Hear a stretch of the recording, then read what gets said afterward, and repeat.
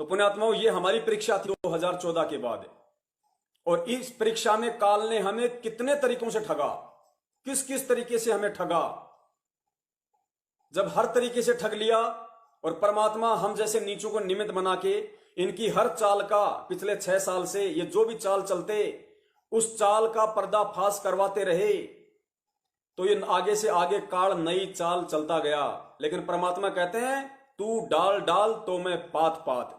परमेश्वर ने अपने सत्सेवक बच्चों को इनसे 2 कदम आगे रखा, इनकी हर चाल को परमात्मा ने समझने की सद्बुद्धि दी, और फिर संगत में एक संदेशा भिजवाया कि भाई ये बात ज्ञान आधार अनुसार, तत्व ज्ञान आधार से इस तरह नहीं इस तरह है। यदि हम इनके चाल में चलेंगे तो हम धोखा खा जाएंगे।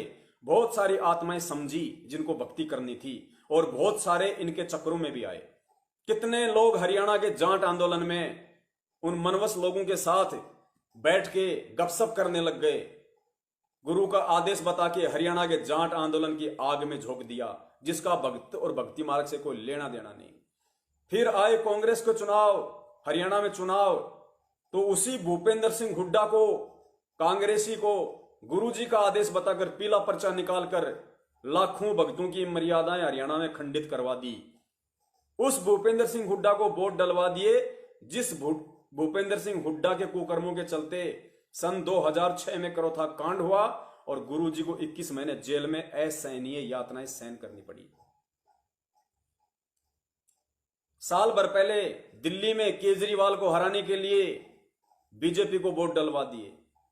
कभी राजस्थान के गैंगस्टर आनंदपाल सिंह जो एनकाउंटर में मारा जा चुका है, गैंगस्टर यानी गुंडा, उसकी सीबीआई जांच के समर्थन में एपी सिंह वकील का बीच में डाल के भक्तों के वहां कर्म फुड़वा दिए। अजमेर में, राजस्थान में रैली हुई, हजारों भक्त इकट्ठा हो गए, स्टेज पे खड़े होके उन राजपूतों को संगत के दान का 5 लाख रुपए का चेक दिया जा रहा है। पुण्यात्माओं, यही काल की सूक्ष्म चाल होती हैं और यही सतगुरु की परीक्षा होती है, क्योंकि परमात्मा काल की चाल से ही अपना काम निकालता है। काल ने ये बवंडर करना था, उसने मर्यादा विहीन करना था, उसने भक्तों के नाम खंड करवाने थे, उसने भक्ति मार्ग से दूर करना था, उसने अपनी चाल चली और परमात्मा ने पहले ही एडवांस में ज्ञान दे दिया था। और परमेश्वर कहते हैं कि गरीब कच्चा हीरा कृच हो, नहीं सहे घनमार, ऐसा ये मन हो रहा लेखा ले करतार। परमात्मा ने पहले ठोक के ज्ञान दे दिया था। अरे सन 2014 में गुरुजी जेल गए, उससे पहले सन 1994 से उन्होंने सत्संग किए।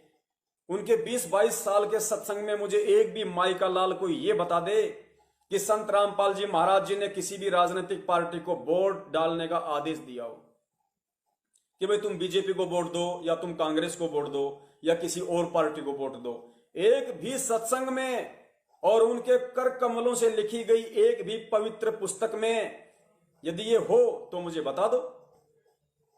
किसी भी सत्संग में उन्होंने किसी जातिगत आरक्षण या आंदोलन के समर्थन के लिए कहा हो? क्या गुरुजी के 20-22 साल आश्रम में रहते सहते क्या कभी चुनाव नहीं हुए? क्या कभी जातिगत लोगों ने आरक्षण की मांग के लिए धरने, प्रदर्शन, रैलियां नहीं की? क्या दुनिया वालों ने सीबीआई जांच की मांग नहीं की? क्या गुरु ने अपने किसी भी शिष्य को उनमें शामिल होने का आदेश दिया?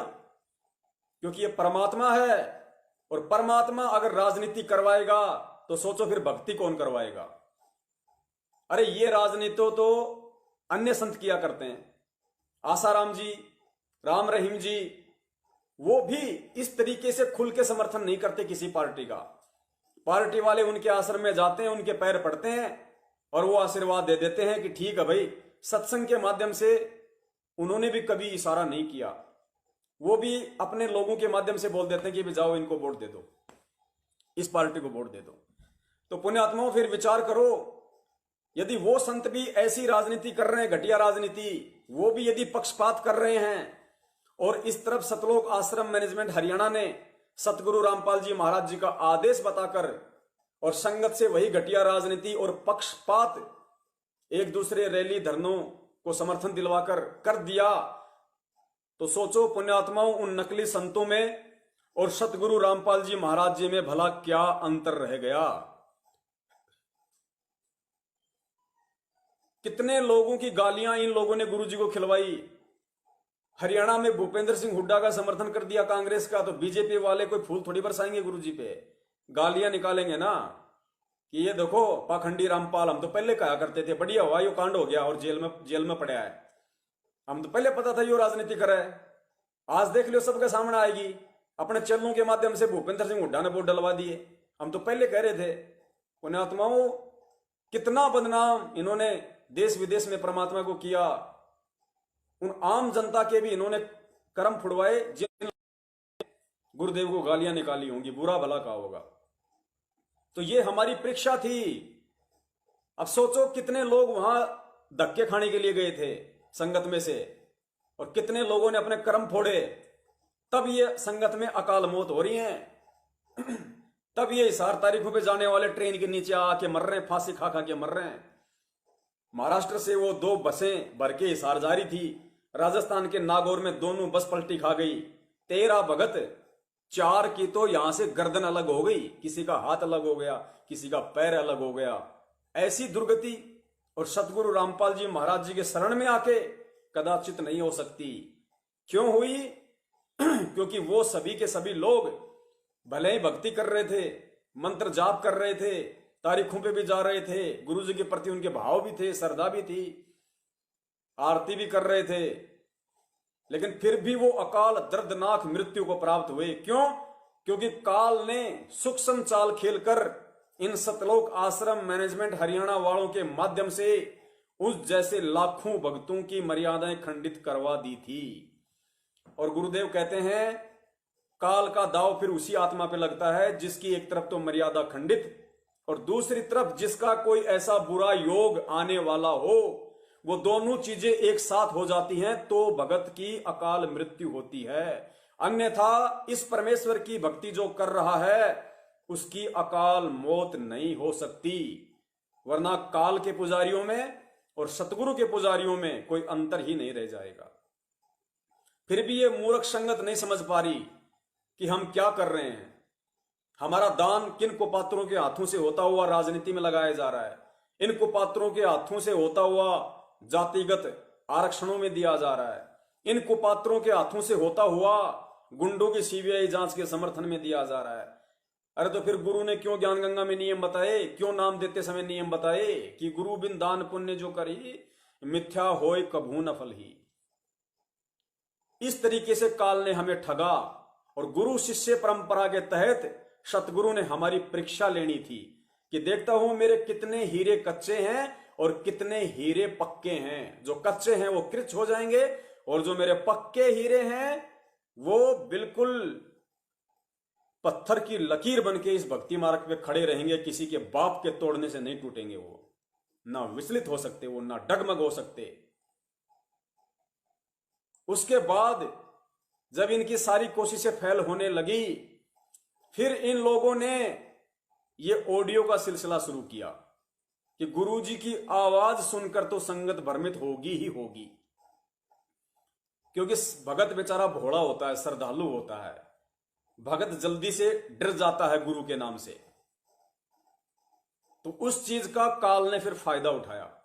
अपने आत्माओं, आज आपको यह चीज समझने के लिए कि ऑडियो असली है या नकली है, यदि असली है तो कैसे है, नकली है तो कैसे है, और इस ऑडियो का हम जो भक्ति मार्ग पे चल रहे हैं उसमें क्या महत्व है, क्या महत्व नहीं है, इस बात को अब आगे समझाने के लिए अब तक तो परमात्मा ने केवल भूमिका बनवाई है ताकि हमारा फाउंडेशन मजबूत बन जाए, ताकि अब आगे सतगुरु रामपाल जी महाराज जी मुझ नीच को निमित्त बनाकर जो संदेशा भगत समाज को दिलवाने जा रहे हैं इस ऑडियो के ऊपर, आप लोग उस चीज को आसानी से समझ सको। तो पुण्यात्माओं, फिर इन्होंने ऑडियो का खेल शुरू किया। अब हमने इस ऑडियो की बात को समझने के लिए गहराई से सोचना पड़ेगा, विचार करना पड़ेगा।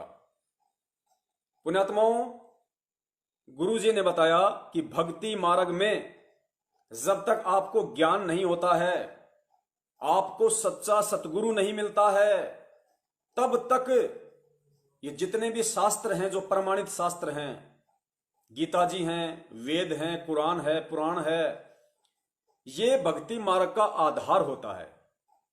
क्योंकि भगवान और भक्ति की जानकारी केवल इन्हीं सदग्रंथों में छुपी हुई है।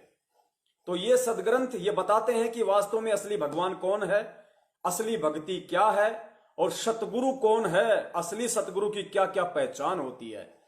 इन सब बातों को यदि जानना है, पहचानना है, यदि निर्णय करना है, तो केवल सदग्रंथ ही एकमात्र आधार हैं दुनिया में, और कोई आधार नहीं होता। और यदि सौभाग्य से तुम्हें कोई ऐसा महापुरुष मिल जाए जो तत्वज्ञानी हो और तुम्हें इन सदग्रंथों का सार निकालकर ये तुम्हारे सामने पेश कर दे, ये निकाल के रख दे, निचोड़ निकाल दे कि सतगुरु कौन होता है, सतगुरु की भूमिका कौन करता है, और सच्चा सतगुरु कौन होता है, सच्चे सतगुरु के क्या लक्षण होते हैं, क्या पहचान होती है, इन शास्त्रों से जो तुम्हें निकाल के दिखा दे। और जिस दिन ये सारे सबूत देखकर, सारे अकाट्य प्रमाण देखकर, जब तुम्हारे दिलो दिमाग में, मस्तिष्क में, हृदय में ये बात घर कर जाए, आत्मा से तुम इस बात को स्वीकार कर लो कि वर्तमान में इस पृथ्वी पे सतगुरु रामपाल जी महाराज जी अर्थात मेरे सतगुरु से बढ़कर मोक्ष प्रदान करने वाला या भक्ति मार्ग की जानकारी देने वाला, यथार्थ मंत्र दान करने वाला अन्य कोई नहीं है। जिस दिन तुम्हें ये ज्ञान हो जाए, तुम्हारे अंतरात्मा इस बात को स्वीकार कर ले कि इस पृथ्वी पे यदि कोई सच्चा सतगुरु है तो संत रामपाल जी महाराज है, अर्थात मेरा सतगुरु है। पुण्यात्माओं, उस दिन के बाद भक्ति मार्ग पे आपका आधार वो शास्त्र नहीं रह जाते, क्योंकि शास्त्रों का काम, शास्त्रों की सेवा केवल इतनी ही थी कि आप सतगुरु की पहचान कर लो। और जब आपको सतगुरु की पहचान शास्त्रों को आधार बनाकर हो जाए, एक एक प्रमाण देखकर हो जाए, उसके बाद में शास्त्रों को किसी कट्टे में डालकर एक साइड में ससम्मान रख दो। उसके बाद यदि आपको भक्ति करनी है, यदि आपको मोक्ष प्राप्त करना है, वास्तव में यदि आपको सतलोक जाना है, यदि उस काल के दाव से, उनकी सूक्ष्म चालों से आपको बचना है, तो फिर भक्ति मार्ग पे आपका आधार आपका सतगुरु होगा। सतगुरु का एक एक वचन होगा, सतगुरु के द्वारा मुख कमल से किए गए सत्संग होंगे, और सतगुरु के कर कमलों के द्वारा रचित लिखित पवित्र पुस्तकें होंगी।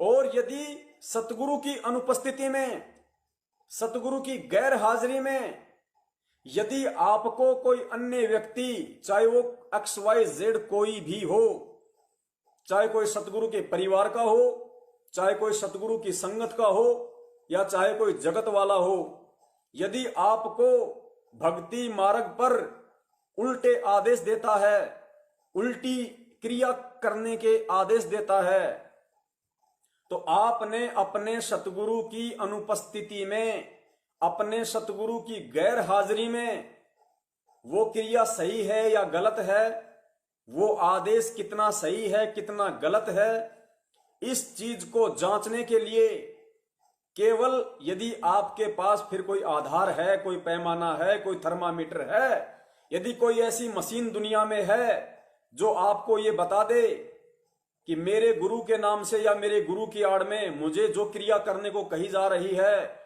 मुझे जो आदेश दिया जा रहा है, वो आदेश भक्ति मार्ग में सही है या गलत है, वो मेरे गुरु के निर्देश अनुसार सही है या नहीं है, वो मेरे गुरु का ही आदेश है या नहीं है, उसकी जानकारी यदि आपको करनी है तो सिर्फ और सिर्फ सतगुरु के मुख कमल से किए गए सत्संग और सतगुरु के कर कमलों द्वारा लिखित पुस्तकें ही एकमात्र पूरी सृष्टि में आधार है, अन्यथा और कोई आधार नहीं हो सकता।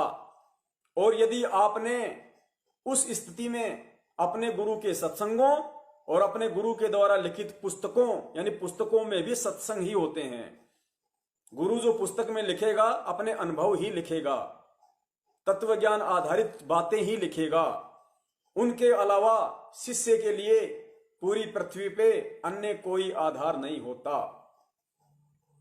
यानी भक्ति का विधान, भक्ति का संविधान गुरु ने अपने सत्संगों में डाल दिया, पुस्तकों में लिख दिया। That's not edible, that's not changeable. उसको एडिट नहीं किया जा सकता। जो गुरु ने मुख कमल से सत्संग बोल दिए, डीवीडी में रिकॉर्ड हो गए, आपके मोबाइल में आपके घर पे पहुंच गए। और जो पुस्तकें गुरु ने अपने कर कमलों से लिख दी, उनमें फिर किसी भी प्रकार का चेंजमेंट नहीं हो सकता। और सन 2014 से पहले जो पुस्तकें सतगुरु ने अपने कर कमलों से लिखी थी, पवित्र पुस्तक ज्ञान गंगा, आध्यात्मिक ज्ञान गंगा, गहरी नजर गीता में, भक्ति सौदागर को संदेश, यथार्थ कबीर पंथ का परिचय, 2-4 पुस्तकें और हैं। केवल वही पुस्तकें जो गुरुदेव ने सन 2014 बरवाला कांड से पहले अपने कर कमलों से लिखी है, और वही सत्संग जो सतगुरु रामपाल जी महाराज जी 2014 तक करके चले गए हैं। ये 2 चीजें ही वर्तमान में हमें आज उनके द्वारा ली जा रही परीक्षा से बचा सकती हैं। काल की सूक्ष्म चाल से हमें सावधान कर सकती हैं। अन्यथा बचने का दूसरा कोई उपाय नहीं। तो बताओ, सतलोक आश्रम मैनेजमेंट हरियाणा ने जब पीले पर्चे निकाल कर या व्हाट्सएप पे मैसेज डाल कर पूरी संगत को सतगुरु रामपाल जी महाराज जी के आदेश बताए कि गुरु जी का आदेश है, हमने हरियाणा में भूपेंद्र सिंह हुड्डा को जिताना है, अर्थात कांग्रेस सरकार को वोट डालने हैं। कौन सी पुस्तक में लिखा है, कौन से सन 1994 से लेकर 2014 तक के कौन से सत्संग में इस बात का जिक्र है कि भगत ने उस पार्टी को वोट देना है या उस पार्टी को वोट देना है, या भगत ने ये गंदी राजनीति का खेल भी खेलना है? पुण्यात्माओं, सतगुरु इसलिए ये आदेश नहीं देता क्योंकि सतगुरु हमसे भक्ति करवाने आया है, भक्ति रूपी फसल पैदा करवाने आया है। और ये जो राजनीति है, ये जो पक्षपात वाली, जो जातिगत आरक्षण, गुंडों की सीबीआई जांच, अन्य धरने प्रदर्शन रैलियां, ये जितने भी ये कुक्रम हैं, ये भक्ति मार्ग में उस फसल को बर्बाद करने के लिए कीड़े हैं, कीड़े। जो भगत भक्ति रूपी फसल भी पैदा कर रहा है और साथ में कीड़े भी साथ में लेके चल रहा है, वो कभी भी अपनी फसल को परिपक्व होता हुआ नहीं देख सकता। तो बता दीजिए किस पुस्तक में ये राजनीति के आदेश या जितने भी कुक्रम हम लोगों से करवाए हैं, सैकड़ों की संख्या में कुक्रम करवाए, सैकड़ों की संख्या में, या किसी भी पुस्तक में बता दीजिए कि गुरु ने कहा हो कि भगत भगत को दान दे सकता है, भगत भगत के यहां ज्योति पाठ करवा सकता है, भगत भगत को ज्योति का पैसा दे सकता है, भगत भगत को पाठ का पैसा दे सकता है, भगत भगत को दान दे सकता है। बता दीजिए कौन सी पुस्तक में लिखा हुआ है, या गुरु जी के कौन से सत्संग में ऐसे आदेश हैं? अगर नहीं है, और यदि आपने वो आदेश मान लिए उन व्यक्तियों के कहने पे, तो आप उसी दिन से अपने सतगुरु की मर्यादाओं से दूर हो चुके हैं। ये भक्ति मार्ग का विधान है, संविधान है। पुण्यात्माओं, अब हम थोड़ा विस्तार से और समझेंगे इस चीज को, क्योंकि पुण्यात्माओं वर्तमान में हमारी जो साध संगति चल रही है, जो भक्ति की गोष्ठी चल रही है, ये इस पृथ्वी पे वर्तमान में हो सकता है पुण्यात्माओं देवता लोग भी देख रहे हैं, देवता लोग भी, क्योंकि इस पूरी पृथ्वी पे यदि कहीं कोई सत भक्ति मार्ग चल रहा है तो केवल सतगुरु रामपाल जी महाराज जी का सत भक्ति मार्ग चल रहा है, उन्हीं का पंथ एक ऐसा है। और यदि इस दुनिया में कोई प्राणी अपने आत्म कल्याण के लिए, अपने आत्म उद्धार के लिए यदि प्रयासरत है, यदि वो सत्य साधना कर रहा है, तो वो केवल सतगुरु रामपाल जी महाराज जी का शिष्य है, उनका भगत है। बाकी जितने भी लाखों की संख्या में संत हैं, पंथ हैं, संप्रदाय हैं, महंत हैं, मंडलेश्वर हैं, ये सब के सब काल के एजेंट हैं, ये सब के सब काल की परिधि में हैं। तो देवता लोगों का एक अलग से अट्रैक्शन हो जाता है एक अलग से उनको अनुभव हो जाता है, उनको मालूम पड़ जाता है कि पृथ्वी के कौन से स्थान पे शीतलता है, ज्ञान रूपी शीतलता, भक्ति रूपी शीतलता, कहां पे भक्ति रूपी अमृत बरस रहा है और कहां पे ये राजनीतिक आग लग रही है। उन देवताओं को भी इस चीज का आभास होता है। तो सत्संग आज के टाइम में कहीं हो नहीं रहे। सतगुरु जेल में बैठे हुए हैं क्योंकि परीक्षा चल रही है और परीक्षा का एक रूल होता है। ये लोग जो हर 2 दिन में एक नई ऑडियो निकाल देते हैं, हर दिन एक नया पीला पर्चा निकाल देते हैं कि गुरुजी का आदेश है, हमें ऐसा करना है, हमें ये नहीं करना, हमने उसको वोट देना है, हमने उसको नहीं जिताना, हमने उसकी सीबीआई का समर्थन करना है, हमने पद्मावती फिल्म को बंद करवाना है, हमने सोना नहीं पहनना है। अरे अगर हिसार जेल में जाने के बाद ही गुरुजी ने इस तरह के आदेश देने होते तो पुण्यात्माओं फिर उस परमात्मा को हम नीचों को समझाने के लिए पिछले 27 वर्षों से दिन रात एक करके वो सत्संग करने की आवश्यकता नहीं थी। उन सत्संगों के लिए उनको दुनिया की गालियां खाने की आवश्यकता नहीं थी। जिस प्रकार आज 2-2 मिनट की ऑडियो आ रही हैं, गुरुजी ठीक इसी प्रकार 2-2, 4-4 मिनट की छोटी छोटी ऑडियो 5-10 निकाल देते और कहते भैया मैंने तुम्हें नाम दे दिया और ये नियमों का पर्चा दे दिया और ये 2-4 ऑडियो अपने मोबाइल में फिट रखो, बस तुम्हें ऐसा करना, ऐसा नहीं करना, ऐसा करना, ऐसा नहीं करना। सत्संग करने की जरूरत क्या थी? 27 साल से अपना इतना गला खराब करने की आवश्यकता क्या थी? यदि 2-2 मिनट की ऑडियो के माध्यम से ही परमात्मा ने संगत को चलाना होता तो। जिस प्रकार वो शिक्षक, यदि उसका खुद का बेटा भी परीक्षा हॉल में बैठा है और उसको पता है कि उसका बेटा गलत लिख रहा है, फिर भी वो उसको नहीं बताएगा, उसको नकल नहीं करवाएगा, क्योंकि उसको पता है यदि इस नालायक को मैंने आज नकल करवा दी, यदि आज मैंने इसकी परीक्षा के समय में हेल्प कर दी, तो आगे चल के कभी भी ये मेरे द्वारा पढ़ाए गए ज्ञान को आधार नहीं बना पाएगा। और इसको हमेशा यही रहेगा कि जब भी परीक्षा आएगी पिताजी अपने आप बता देगा, गुरु अपने आप बता देगा कि भारत की राजधानी कलकत्ता है या नई दिल्ली। पुण्यात्माओं, जब एक 2 टाइम की रोजी रोटी के लिए जिस बच्चे की 10-15 परीक्षाएं होती हैं और जब वो शिक्षक उस बच्चे की परीक्षा के समय में सहायता नहीं करता, उसकी हेल्प नहीं करता, क्योंकि शिक्षक यदि उस समय उसकी हेल्प करेगा तो समझ लेना वो शिक्षक, वो गुरु उस विद्यार्थी का सबसे बड़ा दुश्मन होगा। तो पुण्यात्माओं, जब एक सांसारिक टीचर एक बच्चे की परीक्षा के समय हेल्प नहीं कर सकता, साल भर तक उसने जो पढ़ाया उसके आधार से बच्चे को चलता हुआ देखना चाहता है, उसको आगे भविष्य में सफल होता हुआ देखना चाहता है अपने दम पे, अपनी मेहनत पे, तो पुण्यात्मा वो तो एक गुरु। और संत रामपाल जी महाराज जगत गुरु, गुरु फिर भी गलती कर सकता है, लेकिन क्या जगत गुरु ये गलती करेगा? क्या जगत गुरु 27 साल से इतने सत्संग देने के बाद सही गलत का निर्णय कैसे करना है इस बात की पूरी जानकारी देने के बाद, क्या वो गुरु हिसार जेल से 2-2 मिनट की ऑडियो भेजकर, हर दूसरे दिन एक पत्र लिखकर या अन्य किसी तरीके से क्या संगत को उस ज्ञान पे चलना चाहिए? उस ज्ञान पे ना चलता हुआ देखकर क्या वर्तमान में 2-2 मिनट की ऑडियो पे चलता हुआ देखना चाहेगा? कदाचित नहीं, कदापि नहीं। पुण्यात्मा विचार करना, वो सतगुरु है, कोई बच्चा नहीं है।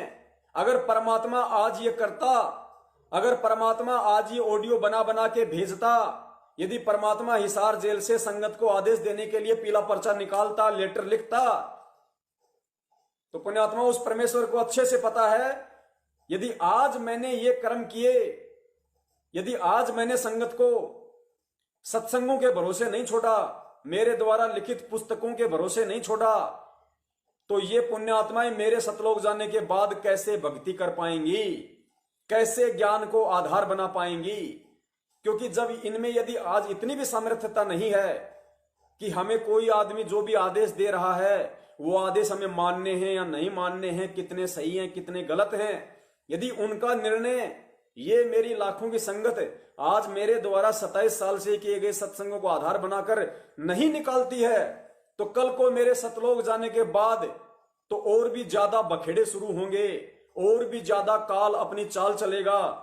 तो जब मेरे रहते सहते जो व्यक्ति आज मेरे सत्संगों को आधार बनाकर किसी चीज का समाधान निकालने में समर्थ नहीं है, तो मेरे सतलोक जाने के बाद वो कैसे भक्ति मार्ग पे टिक पाएगा, कैसे भक्ति मार्ग पे चल पाएगा।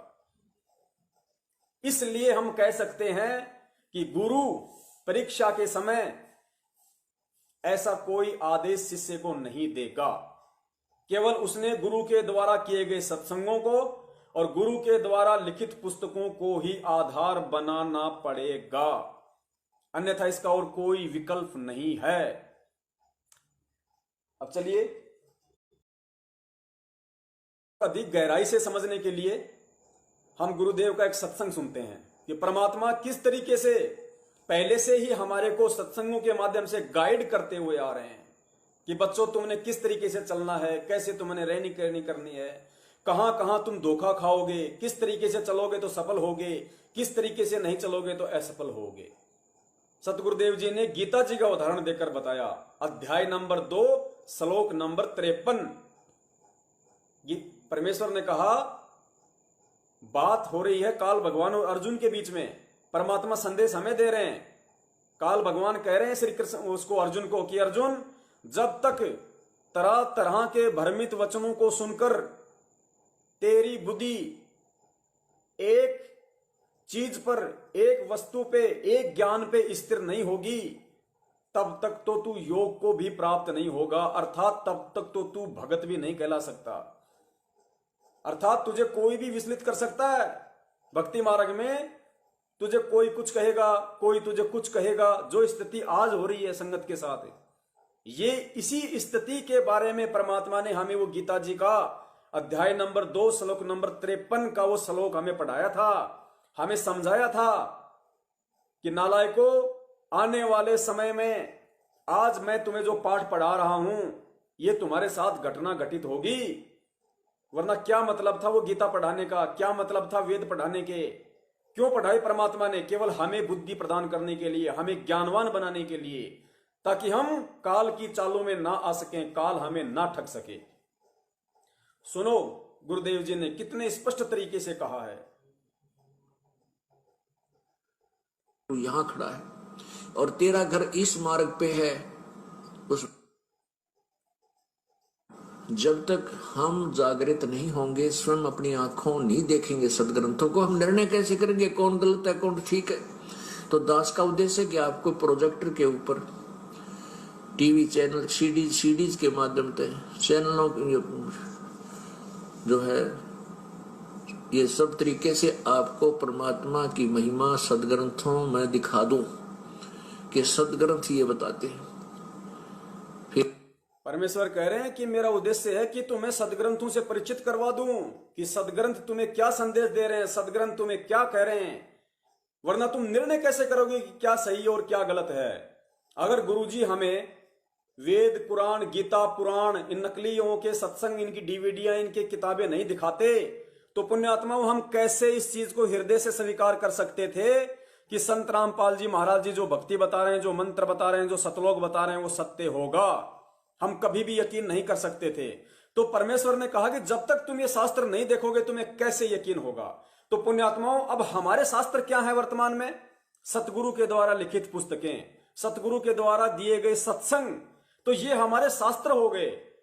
और अब हमें जो इस भक्ति मार्ग पे आगे चलेंगे, तो हम क्या सही है और क्या गलत है, क्या गुरु आदेश देगा क्या नहीं देगा, उन सब का निर्णय हम केवल अपने गुरु के सत्संगों को और पुस्तकों को आधार बनाकर ही कर सकते हैं। यही गुरुदेव ने इस सत्संग के माध्यम से हमें समझाने का प्रयास किया है। जब तक हम जागृत नहीं होंगे, स्वयं अपनी आंखों नहीं देखेंगे सदग्रंथों को, हम निर्णय कैसे करेंगे कौन गलत है कौन ठीक है? तो दास का उद्देश्य है कि आपको प्रोजेक्टर के ऊपर टीवी चैनल, सीडीज के माध्यम से चैनलों जो है, ये सब तरीके से आपको परमात्मा की महिमा सदग्रंथों में दिखा दूं कि सदग्रंथ ये बताते हैं। फिर आप भगत बनोगे, तब तो आप भक्त बनोगे, योगी बनोगे। जैसे गीता जी अध्याय नंबर 2 के श्लोक 53 में कहा कि अर्जुन, जब तेरी बुद्धि भिन्न भिन्न प्रकार के भ्रमित करने वाले वचनों से, ज्ञानों से वापस हटके एक तत्व ज्ञान में, परमात्मा के तत्व ज्ञान में स्थिर हो जाएगी, तब तो तू योग को प्राप्त होगा, तब तो तू योगी होगा, भक्त बनेगा। भक्त वही होता है जो संशय रहित हो जावे। फिर भक्ति करनी है, सीधे ढंग से करते रहेंगे। जब हम जंगल में खड़े हैं, वन में, और वहां जाके आगे जो एग्जाम्पल परमात्मा दे रहे हैं उसको ध्यान से सुनना। परमात्मा कहां समझाने की हमें कोशिश की मालिक ने, क्योंकि परमात्मा अंतर्यामी होता है, परमात्मा दूर दृष्टि रखता है।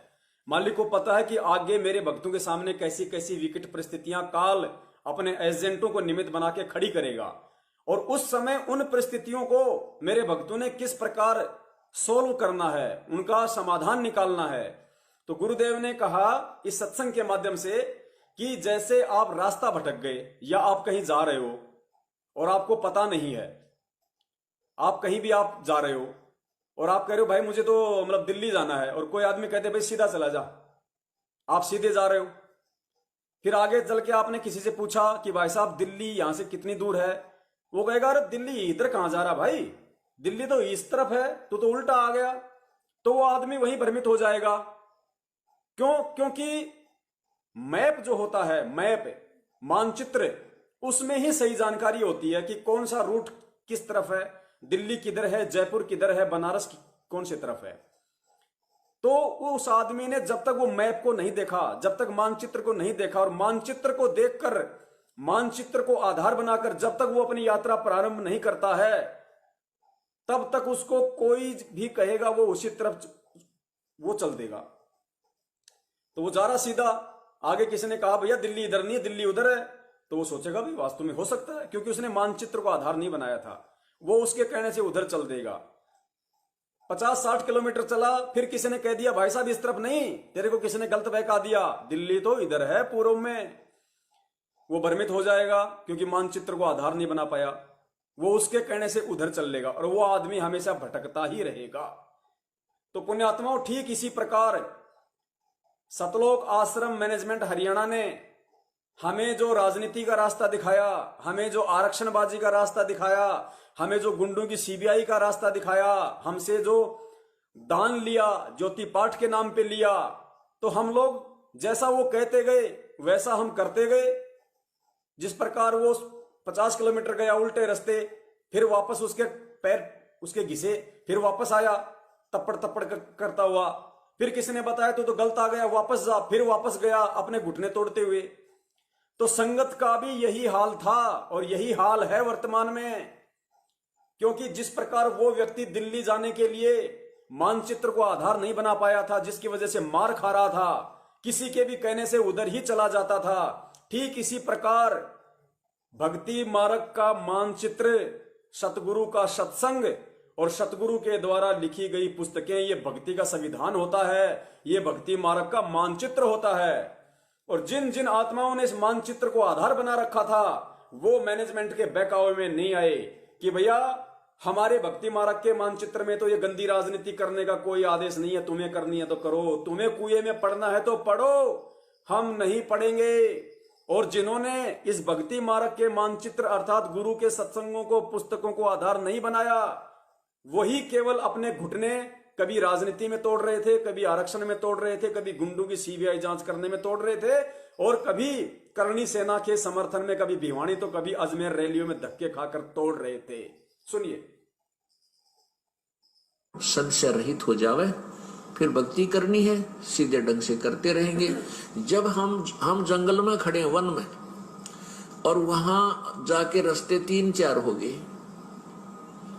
हम इस रास्ते चल पड़े, अपनी आइडियत या किसी नालायक नकली ने बता दिया कि तुम अपना घर इधर है, इधर चले जाओ। अब वो जा रहा है, उसके बताए अनुसार आगे किसी ने कह दिया कि अभी तेरा रास्ता ठीक नहीं, तू तो गलत जा रहा है, तो वो तो पड़ गया समझ उसमें। तो क्या करूं भाई,